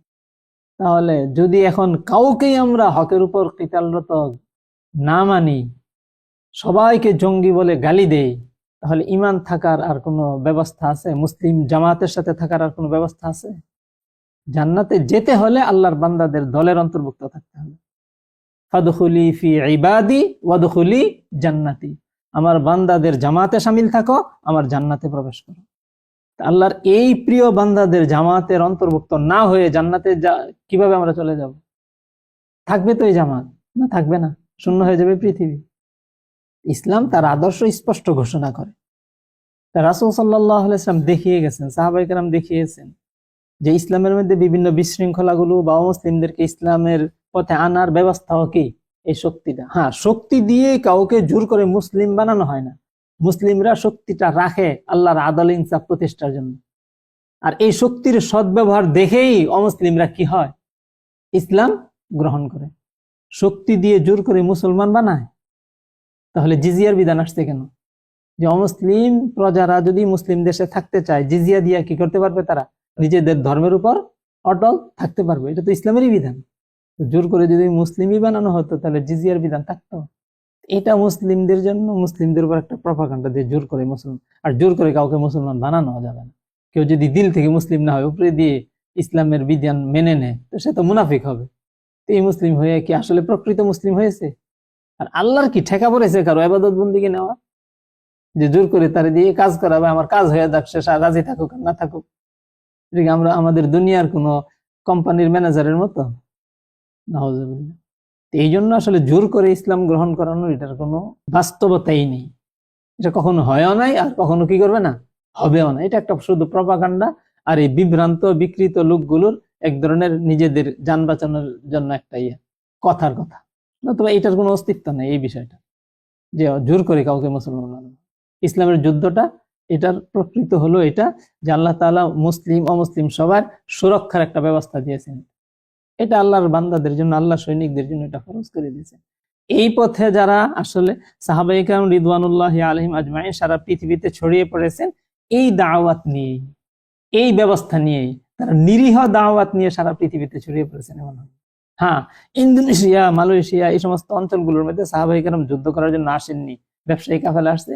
ওখানে তারা দেখে দেখে এমনি কি হয়ে পড়েছে, সারা পৃথিবীতে মুসলিমদের জয় জয়কার। ওখানে মুসলিমদের ব্যবসায়ী কাফেলা গেছে, সেখানে লোকেরা ইসলাম গ্রহণ করে ফেলেছে। মানে ইসলামের শক্তির প্রভাবটা এমন ঘটেছে, যেখানে দাওয়াত নিয়ে যাওয়া হয়নি, শুধু ব্যবসার উদ্দেশ্যে লোকেরা গিয়েছেন, সেখানের লোকেরাও কি হয়েছে, দলে দলে ইসলাম গ্রহণ করেছে। আসলে বিজয়ের বিষয়টা এমনই, ইযা জা নাসরুল্লাহি ওয়াল ফাতহ, যখন আল্লাহর সাহায্য আসবে। আর আল্লাহর সাহায্যটা কখন আসে? ইন তানসুরুল্লাহ ইয়ানসুরকুম, তোমরা যদি আল্লাহকে সাহায্য করো, আল্লাহ তোমাদেরকে সাহায্য করবে। তোমাদের সাহায্য তোমরা কিভাবে সাহায্য করবে সেটা আগে আলোচনা হয়েছে, যে আল্লাহকে বান্দা সাহায্য করে কিসের মাধ্যমে? লোহার মাধ্যমে। বান্দা যখন লোহা নিয়ে বেরোয়, তখন আল্লাহ তাআলা কি করেন? সাহায্য করেন। আর আল্লাহর যখন সাহায্য আসে, তখন বিজয় আসে। আর যখন বিজয় আসে, তখন দলে দলে মানুষ স্বতঃস্ফূর্তভাবে ইসলাম গ্রহণ করে। ইসলামের দাওয়াতের প্রক্রিয়াটা এটা, সাহাবায়ে কেরাম থেকে খুলাফায়ে রাশিদিন থেকে এই আমলটাই চর্চা হয়ে এসেছে। রাসূল সাল্লাল্লাহু আলাইহি ওয়াসাল্লাম এইভাবেই ইসলামের বিজয়টা সাধন করে গিয়েছেন। অনেকে আবার বলে যে না, মুসলিমরা রাসূল সাল্লাল্লাহু আলাইহি ওয়াসাল্লাম যুদ্ধগুলো করেছেন আক্রমণ হওয়ার কারণে। স্পষ্ট বুখারীর riwayat, গাজওয়ায়ে আহজাবের পর, গাজওয়ায়ে খান্দক যেটাকে আমরা বলি, এই যুদ্ধ সমাপ্তির পর রাসূল সাল্লাল্লাহু আলাইহি ওয়াসাল্লাম স্পষ্ট বলেছেন, আল আন নাগজুহুম ওয়ালা ইয়াগজুনানা, এখন থেকে আমরা তাদের বিরুদ্ধে অভিযান পরিচালনা করব, তাদের আর আমাদের বিরুদ্ধে আক্রমণ করার সুযোগ নেই। এখন থেকে আক্রমণ কে করবে? আমরা করব, তারা আর আক্রমণ করবে না। তো যারা আক্রমণ করবে না, তো তাদের এখানে গিয়ে আপনি নরম দাওয়াত দিলেই হয়, আক্রমণ আর করবেন কেন? না, ইসলামকে শক্তিশালী অবস্থানে রাখতে, আক্রমণ নিয়েই যেতে হবে। যারা আক্রমণের মোকাবেলার দুঃসাহস দেখাবে, তাদেরকে শেষই করতে হবে। এই বদরক্ত, এই জার্ম, এই ক্যান্সার, এটাকে কি করে ফেলতে হবে? কেটে ফেলে দিতে হবে। তখন বাকি শরীর কি হবে? সুস্থ হবে। ক্যান্সারের জার্ম রেখে বাকি শরীরের সুস্থতা কি করা যায় না? আশা করা যায় না। আবু বকর রাদিয়াল্লাহু তাআলার সময় একদল যাকাত আবু বকর রাদিয়াল্লাহু তাআলার হাতে ইসলামের স্বাভাবিক রীতি অনুযায়ী দিতে কি করেছে? অস্বীকার করেছে। তাদের মোকাবেলায় কি করেছেন? সেখানে ওয়াইজিদেরকে পাঠিয়েছেন, সেখানে কোন অন্য বাহিনী পাঠিয়েছেন, জামাত পাঠিয়েছেন যে তোমরা গিয়ে বুঝাও তাদেরকে? কি বলেছেন? লা উকাতিলান্নাহুম। অনেক সাহাবায়ে কেরামরা তখন বুঝে আসে নাই যে আবু বকর রাদিয়াল্লাহু তাআলা তাদের বিরুদ্ধে এইভাবে এমন কি হয়ে গেলেন কেন, কঠিন পদক্ষেপ গ্রহণকারী হয়ে গেলেন কেন। ওমর রাদিয়াল্লাহু তাআলার মতো শক্ত ব্যক্তিও বুঝেন নাই প্রথম। উল্টা আবু বকর রাদিয়াল্লাহু তাআলা তখন ওমর রাদিয়াল্লাহু তাআলাকে ধমক লাগিয়েছিলেন, আজাব্বারুন ফিল জাহিলিয়া খাওয়ারুন ফিল ইসলাম। জাহিলি যুগে তো তুমি মূর্খ যুগে খুব শক্তিশালী ছিলে, আর এখন ইসলামের মধ্যে মেনমেনে হয়ে পড়েছ। তাদের মোকাবেলায় পরবর্তীতে উম্মতের ইজমা হয়েছে, খুলাফায়ে রাশিদিনের ঐক্য হয়েছে যে আবু বকর রাদিয়াল্লাহু তাআলার সিদ্ধান্তই কি ছিল? সঠিক ছিল। তাদের মোকাবেলায়, মানে যাকাতের মোকাবেলায় আবু বকর রাদিয়াল্লাহু তাআলা যুদ্ধই পরিচালনা করেছে। তো শক্তি আসলে ব্যবহারের জন্য না, শক্তিটা কি করার জন্য? নিজের প্রভাবটাকে টিকিয়ে রাখার জন্য। আর এই প্রভাবটা টিকিয়ে থাকলে, ইসলামের প্রভাব টিকে থাকলে, কুফর কি থাকবে? পরাজিত থাকবে। কুফরের অন্ধকার মানুষ বুঝতে পারবে, ইসলামের আলো মানুষের চোখে ফুটে উঠবে, তখন মানুষ নিজেরাই ইসলাম গ্রহণ করবে। আলহামদুলিল্লাহ, একটা যুগ ছিল যে আমরা পতনের একেবারে গভীরে চলে গিয়েছিলাম, কোনো আশার আলোই যেন ছিল না।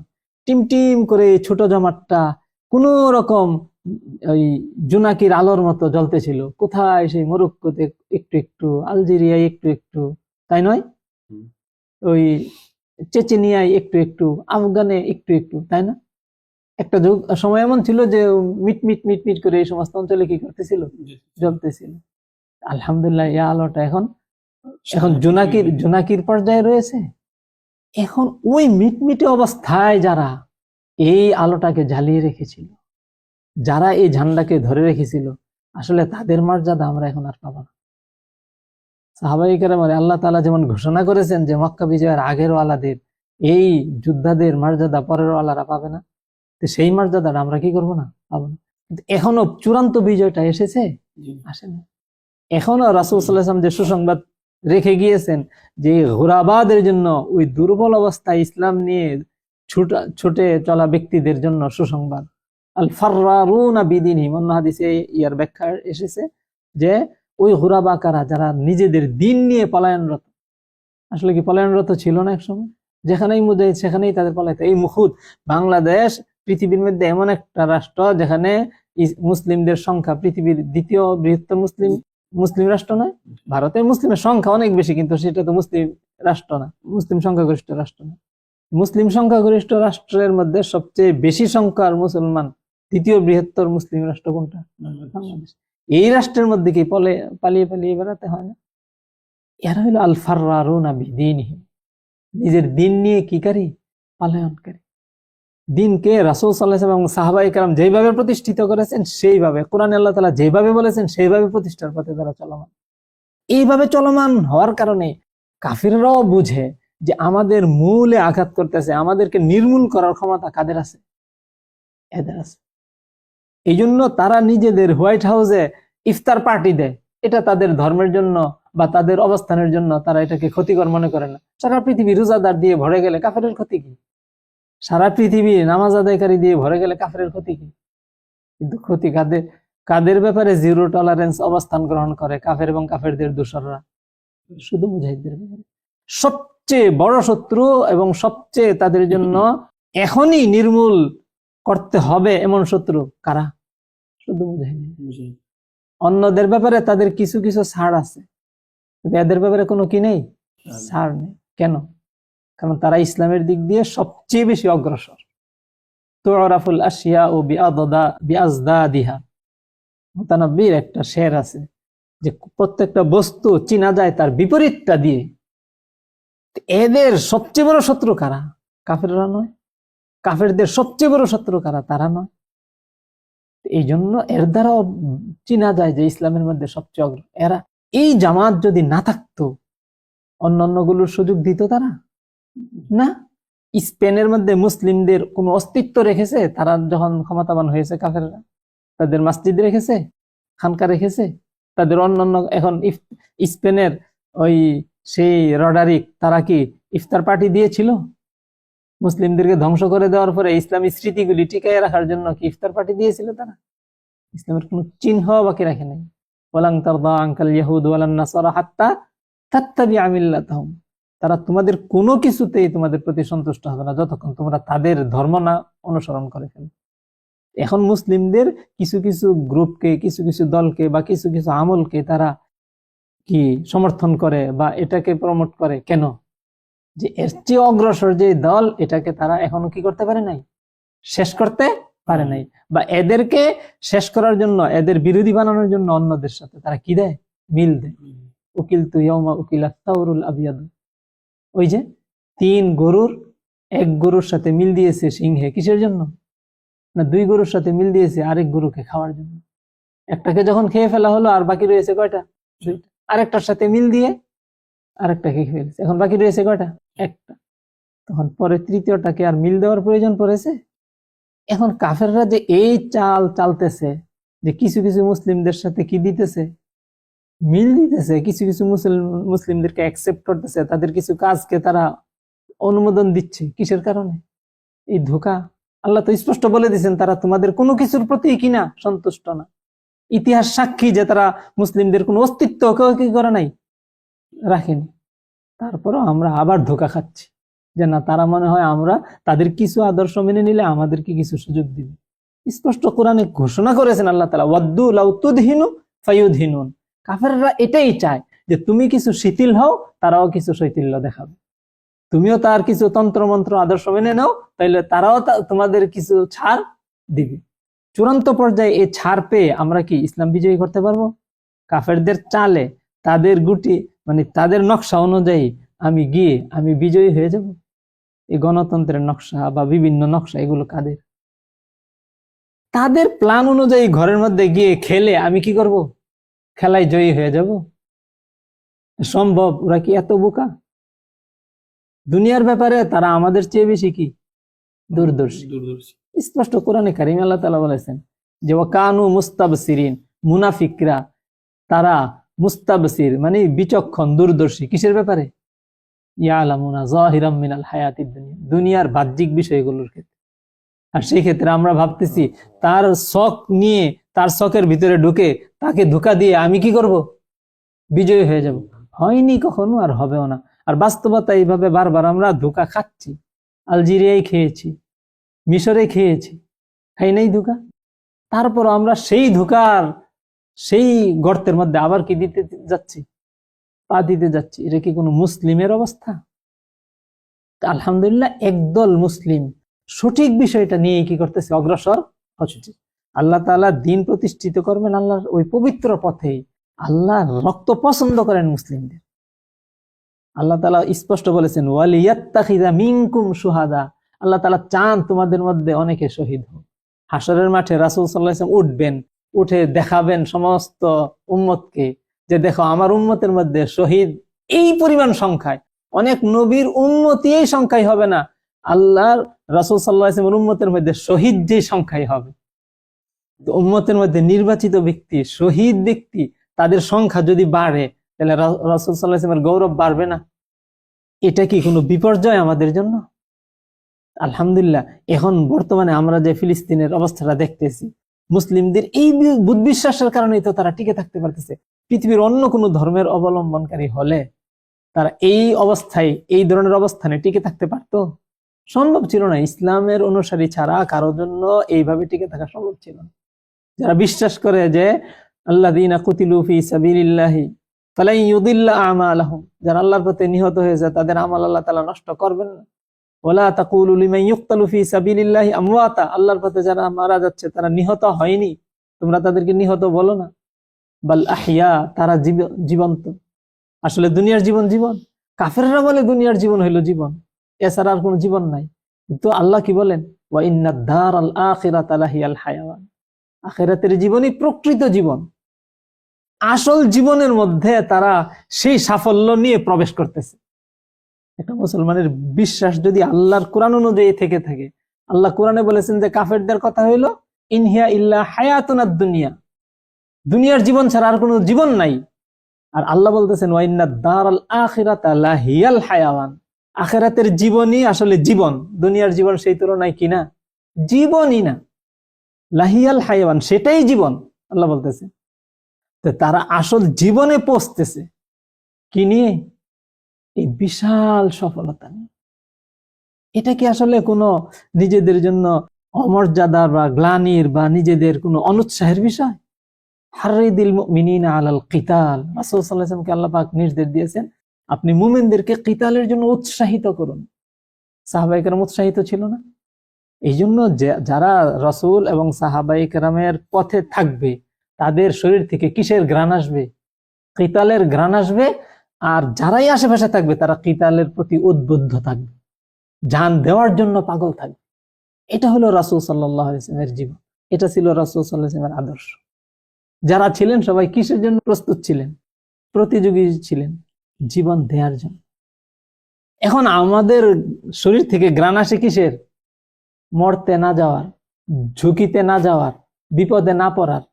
আমরা আমাদের সন্তানদের জন্য, আমাদের আপনজনদের জন্য এই নসিহত নিয়ে বেড়াই। এটা কি আসলে নসিহত?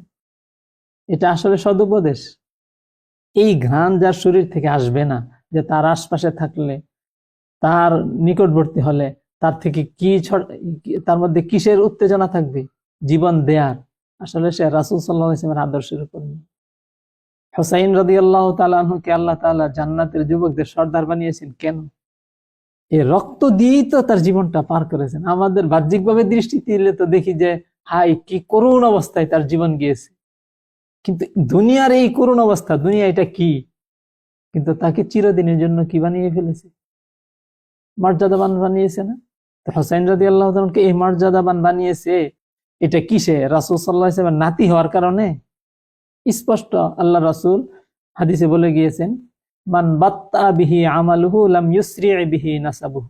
কার আমল যদি তাকে পিছনে ফেলে, তার বংশমর্যাদা তাকে অগ্রসর করে না। রাসূল সাল্লাল্লাহু আলাইহি ওয়াসাল্লাম যেখানে বলতেছেন যে বংশমর্যাদায় কিছু আসে যায় না, এটা আমলে পিছনে থাকলে বংশের কারণে সে অগ্রসর হবে না। ফাতিমা তু আনকিদি নাফসাকি, ফাতেমা তুমি নিজে নিজেকে রক্ষা করো। তোমার পিতা নবী এই বলে তুমি কি করতে পারবে না, পার পেতে পারবে না। হাজর ইব্রাহিম আলাইহিস সালামের কারণে জান্নাতে চলে যাবে? আল্লাহ। নূহ আলাইহিস সালামের সন্তানকে আল্লাহ তাআলা কি বলেছেন? নূহ আলাইহিস সালাম সন্তানকে নিজের সন্তান বলেছিল, এর কারণেই তাকে 300 বছর কাঁদতে হয়েছে। 300 বছর কাঁদতে হয়েছে তার কিসের জন্য? শুধু নিজের ঔরসজাত সন্তানকে সন্তান বলার জন্য। ইন্নাবনি মিন আহলি, আমার বেটা তো আমার পরিবারের অন্তর্ভুক্ত। আল্লাহ তাআলা বলছেন হে নূহ লাইসা মিন আহলিকা, সে তোমার কিসের অন্তর্ভুক্ত না? পরিবারের অন্তর্ভুক্ত না। আল্লাহর শত্রুকে এইভাবে নিজের আপন বলার কারণে এই অবস্থা হয়েছে। অথচ ঔরসজাত সন্তান, তাহলে এই বংশের কারণে কেউ মর্যাদা পাবে? হুসাইন রাদিয়াল্লাহু তাআলা বংশের কারণে মর্যাদা পেয়েছিলেন। কিসের কারণে? তার এই কুরবানির কারণে। সেই সময় তো ইসলামের উপর এত বড় আঘাত আসে নাই। ইয়াজিদ বা তাদের মাধ্যমে ইসলামের বিধিবিধানের ব্যাপারে শৈথিল্য এসেছিল, সেটাকেই তারা সহ্য করেনি। তাদের বিরুদ্ধে বিদ্রোহী হয়ে ইসলামকে সেই খেলাফা আলা মিনহাজির নবুয়া পূর্ণ উজ্জ্বলতা সহ ফিরিয়ে আনার জন্য পারেননি তিনি, কিন্তু সেই চেষ্টায় নিজের জীবন কি করেছেন? বিলিয়েছেন। আল্লাহর কাছে মর্যাদাবান হয়ে পড়েছেন, সেই প্রকৃত জীবনের বাদশা তিনি হয়ে পড়েছেন। আলহামদুলিল্লাহ, এখন যারা সঠিক পথে আছে একদিন দিন বিজয়ী হবে। দুনিয়ার কাঁচা পাকা ঘরে কি হবে? ইসলাম প্রবেশ করে যাবে। কিন্তু কিসের মাধ্যমে? যখন এইভাবে প্রবেশ করবে তখন কিসের মাধ্যমে প্রবেশ করবে? ঈসা আলাইহিস সালাম এসে কি করবেন? কিতাল করবেন এবং ইয়াদাউল জিজিয়াতা, এমন কিতাল করবেন যেই কিতাল এখনো নাই। সেটা কি?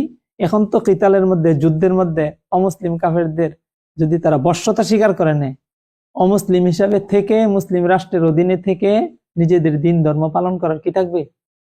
অবকাশ থাকবে।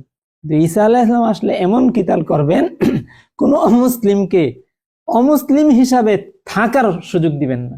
ইয়াদাউল জিজিয়াতা, জিজিয়ার বিধান রহিত হয়ে যাবে। তখন রাসূল সাল্লাল্লাহু আলাইহি ওয়াসাল্লাম ইসলামের শরীয়ত এটা রেখে গেছে যে ঈসা আলাইহিস সালাম আসার পরে জিজিয়ার বিধান কি থাকবে? রহিত থাকবে। তখন জিজিয়া দিয়ে কোনো অমুসলিম হিসাবে পৃথিবীতে বাকি থাকতে পারবে না। ওই পর্যায়ের কিতাল করবেন তিনি, দিন প্রতিষ্ঠা। তখন ওই কাঁচা পাকা ঘরে সবখানেই ঢুকে যাবে, এই কথা তো আমরা বলি, কিন্তু ঢুকবে কিভাবে? কিতালের মাধ্যমে না? সেই কিতালের ধারাবাহিকতা রাসূল সাল্লাল্লাহু আলাইহি ওয়াসাল্লাম শুরু করে দিয়ে গিয়েছেন, খোলাফায়ে রাশিদিন করেছেন, উম্মতের একটা দল এটা নিয়ে চলমান থাকবে ঈসা আলাইহিস সালাম পর্যন্ত। হাত্তা ইকাতিল আখিরুহুমুল মাসিহাদ দাজ্জাল মা ঈসা ইবনে মারইয়াম, আখেরি দলটা ঈসা ইবনে মারইয়ামের সাথে মিলে দাজ্জালের বিরুদ্ধে কি করবে? যুদ্ধ করবে। সেই পর্যন্ত যুদ্ধ চলমান থাকবে। আলহামদুলিল্লাহ, যারা যুদ্ধে এই প্রচেষ্টায় রত তারা সেই কাফেলার অন্তর্ভুক্ত, সেই হুসাইনের কাফেলার অন্তর্ভুক্ত, সেই মাহদির কাফেলার অন্তর্ভুক্ত। মাহদির ব্যাপারে হাদিসে যে বিবরণগুলো এসেছে, উনি এসে কি করবেন? যুদ্ধই করবেন। এখন বিজয় আরো কতদিন পরে হবে, কত তারিখে হবে, এখনই হবে না, সেটা আমাদের এত বেশি ভাবনার বিষয় না। আমরা এই দলের অন্তর্ভুক্ত হতে পারতেছি, আলহামদুলিল্লাহ, এই দলের সন্ধান আল্লাহ তাআলা দিয়েছেন, এটা আমাদের জন্য আগ্রহের বিষয় হওয়া উচিত। এটা আসলে বড় সৌভাগ্যের বিষয় যে আল্লাহ তাআলা এই জামাতকে বাকি রেখেছেন এবং এই জামাতের সন্ধান আমাদেরকে কি করেছেন? দিয়েছেন। আর জায়গায় জায়গায় আলহামদুলিল্লাহ এর সুফল প্রকাশও পাচ্ছে। এখন বাহ্যিকভাবে কাফেররা সবচেয়ে ভয় পাইতেছে, কাফেরদের কোনো কথাই মানতেছে না। লা ইলাহা ইল্লাল্লাহ, শুধু আল্লাহকে মানি আর কাউকে মানি না, এই কথা বলে আর কিছু লোক কি হয়ে গেছে, দাঁড়িয়ে গেছে।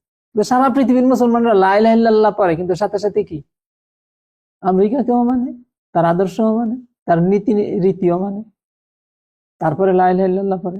মুশরিকরাও তো কাবা ঘর যখন তওয়াফ করতো তখন লা ইলাহা ইল্লাল্লাহ পড়তো, কি বলতো, লাব্বাইক আল্লাহুম্মা লাব্বাইক লা শারীকা লাকা লাব্বাইক ইল্লা শারীকান হুয়া লাকা লাব্বাইক। তালবিয়া কি এটা? কিন্তু তারা এই তালবিয়া পড়তো। আমাদের এই পুরা তালবিয়া এটাই থাকতো, শুধু একটা কথা বেশি থাকতো, সেটা কি, ইল্লা শারীকান হুয়া লাকা, যে আপনার সাথে আপনি ছাড়া কোনো মাবুদ নাই, আপনার সাথে কোনো শরীক নাই, কিন্তু একটা শরীক আছে, যেই শরীকটা আপনার সাথে আমরা শরীক করি কেন, আপনার সন্তুষ্টির জন্য, ইল্লা শারীকান, কিন্তু একটা শরীক আছে হুয়া লাকা, যেটা আপনার জন্যই করি। আমরা যেন এখন সেই তালবিয়াই পড়তেছি, আল্লাহ আমরা আপনার সামনে নত হয়েছি, আপনার মুসলমান, আপনার ইবাদত করি, আপনার জন্য যাকাত দিই, আপনার জন্য সাদকা করি, আপনার জন্য সিয়াম পালন করি। কিন্তু আমেরিকাকেও যে মানি, এখন তো না মেনে উপায় নেই, গণতন্ত্র যে মানি, এখন তো না মেনে উপায় নেই, এইগুলোর মাধ্যমেই আপনার দিন প্রতিষ্ঠা করে ফেলবে, ইল্লা শারীকান হুয়া লাকা। যখন সেটারই আবার পুনরাবর্তন হয়ে গেল, সেটারই আবার পুনরাবৃত্তি করতেছি, যে আমরা এইগুলো যে করি, গণতন্ত্র কুফরি জানি, হারাম জানি, কিন্তু করি কেন, দিন প্রতিষ্ঠার জন্য। আল্লাহ যেন ঠেকে গেছেন যে কাফের মুশরিকদের দেওয়া পদ্ধতি ছাড়া আল্লাহর এমন কোন পদ্ধতি জানা ছিল না যেটা দিয়ে মুসলিমরা কি করতে পারে, আল্লাহর দিন প্রতিষ্ঠা করতে পারে। আল্লাহ এমন জাহেল, নাউজুবিল্লাহ। আর ইসলামকে এমন অপূর্ণ ছেড়ে দিয়েছেন। এই জন্য আলহামদুলিল্লাহ এর চর্চা শুরু হয়েছে, যেখানে যেখানে যত যত চর্চা হয়েছে আল্লাহ তাআলা সেখানে বাহ্যিক বিজয় করেছেন, দিয়েছেন। আমাদেরও হবে ইনশাআল্লাহ, সেই অবস্থান আসবে। এবং আমরা যদি যত, আলহামদুলিল্লাহ এখন আরো বড় আশা করা যায়। আলহামদুলিল্লাহ আপনাদের এখানে আল্লাহ তাআলা এমন একটা ঘাঁটি করেছেন, যদিও দুনিয়ার দৃষ্টিতে এটা বড় কোনো ঘাঁটি না, কিন্তু আসলে আল্লাহ তাআলা যদি কবুল করেন, ওই দিন দেখা যাবে যে তারা কত বড় মর্যাদাশীল, যেমন একটা ঘাঁটি ছিল এমন একটা ঘরের মধ্যে। আর দিন প্রাথমিক পর্যায়ে বিজয়ী হয়েছে এই দুইটা দলের দ্বারাই। কোরআনে কারিমের বিস্তারিত আলোচনা আল্লাহ তাআলা করেছেন মুহাজির আর কাদের দ্বারা, আনসারদের দ্বারা। মুহাজিরদের আর আনসারদের হালত গুলো যদি আমরা দেখি, তাহলে আলহামদুলিল্লাহ বিষয়টা আমাদের সামনে স্পষ্ট হয়ে যাবে। এখন আলহামদুলিল্লাহ আমাদের দেশে কিছু মানুষ হিজরতকারী, বলতে কি আন-নুযাউ মিন কুল্লিল কাবাইল, নিজের পরিবার, নিজের সমাজ, নিজের ঘর বাড়ি, এগুলির থেকে বিচ্ছিন্ন হয়ে আল্লাহর পথে জীবন দেওয়ার জন্য, প্রস্তুতি নেওয়ার জন্য কিছু মানুষ আলহামদুলিল্লাহ বেরিয়ে গেছে, গোরাবা কিছু হয়ে গেছে। এখন যারা এদেরকে আশ্রয়গুলো দিবে, তারাই তো সেই আনসারদের ভূমিকাগুলো পালন করতেছে। এই দুইটা দলের মাধ্যমেই তো আল্লাহ তাআলা দিনটাকে কি করেছিলেন, বিজয়ী করেছিলেন। আসহাবে কাহফের আয়াতটুকু পড়েছিলাম। আসলে এই ধরনের পালিয়ে পালিয়ে থাকা, আসহাবে কাহফ কি গুহার মধ্যে পালিয়ে ছিল না নিজের ঈমান নিয়ে? তাদের দ্বারা তখন নগদ কোনো ফল হয়নি। 300 বছর পরে যখন তারা জাগ্রত হয়েছে, তখন বিশাল একটা দল মুসলিমদের, তারা আখেরাতের ব্যাপারে অবিশ্বাসী হয়ে কাফের হয়ে যাচ্ছিল। তাদের পুনর্জীবনের মাধ্যমে তাদের ঈমান কি করেছেন আল্লাহ তাআলা, মানে ঈমানের উপর দৃঢ় করেছেন তাদেরকে। সেই সময়কার মুসলিম রাজা অস্থির ছিলেন যে আমি এই লোকদের, আমি ঈমান আকীদা কিভাবে ঠিক করব, সব আখেরাতের ব্যাপারে সন্দিহান হয়ে কাফের হয়ে যাচ্ছে। তো ওদের জেগে ওঠার দ্বারা মানুষদের বুঝে এসেছিল যে হ্যাঁ, 300 বছর ঘুমিয়ে রাখার পরে যখন আল্লাহ তাআলা তাদেরকে আবার স্বাভাবিক জীবনে ফিরিয়ে আনতে পেরেছেন, তিনি মৃত্যুর পরে কি দিতে পারেন, জীবন দিতে পারেন। ওই কোটি কোটি, সেই সময়ের কোটি কোটি না, যে পরিমাণ মুসলিম ছিল ওই রাষ্ট্রে, তাদের ইসলামের সুরক্ষা হয়েছিল তাদের মাধ্যমে। তো তারা তো ব্যক্তিগতভাবে কিছু করেনি, করছে নিজের ঈমান নিয়ে হেফাজতের জন্য গুহায় চলে গিয়েছে। আলহামদুলিল্লাহ এখনো এই গুহায় যারা ছুটতেছে, এই পালিয়ে পালিয়ে বেড়াচ্ছে, ইনশাল্লাহ এদের এই প্রচেষ্টার দ্বারা ইসলামকে আল্লাহ তাআলা ইনশাল্লাহ প্রতিষ্ঠিত করে দিবেন। এখন যে প্রবাহ, এখন যে স্রোত চলতেছে, এটা কিসের স্রোত চলতেছে? ইসলামের বিজয়ের। দিকে দিকে কি শুরু হয়ে গেছে? এই সমস্ত লোকদের এই ছোটখাটো তৎপরতার ফলেই দেখা গেছে ইসলামের কি হয়ে পড়েছে, বিজয় হয়ে পড়েছে আলহামদুলিল্লাহ, জায়গায় জায়গায় ছোট ছোট আকারে। এই ধারাটা ইনশাল্লাহ আরো বাড়বে, আরো বিস্তৃত হবে, আরো জায়গায় জায়গায় এভাবে ফুটে উঠবে এই গাছগুলো ইনশাল্লাহ। সেই চেষ্টার মধ্যে আলহামদুলিল্লাহ আমরা রত। যতটুকু আলহামদুলিল্লাহ আল্লাহ তাআলা আমাদেরকে বুঝদান করেছেন, সেই হিসাবে যাদেরকে আল্লাহ তাআলা এই সুযোগ দিচ্ছেন যে এই আল্লাহ তাআলার এই মেহমানদের সেবা করার, তাদেরও আলহামদুলিল্লাহ বড় ভাগ্য যে মদিনার আনসারদের ভূমিকাটা তাদের দ্বারা পালিত হয়। আল্লাহ তাআলা ইনশাআল্লাহ তাদেরকে বদলা দিবেন, আর ওই বদলাই দিবেন যেটা আল্লাহর শান ইনশাআল্লাহ।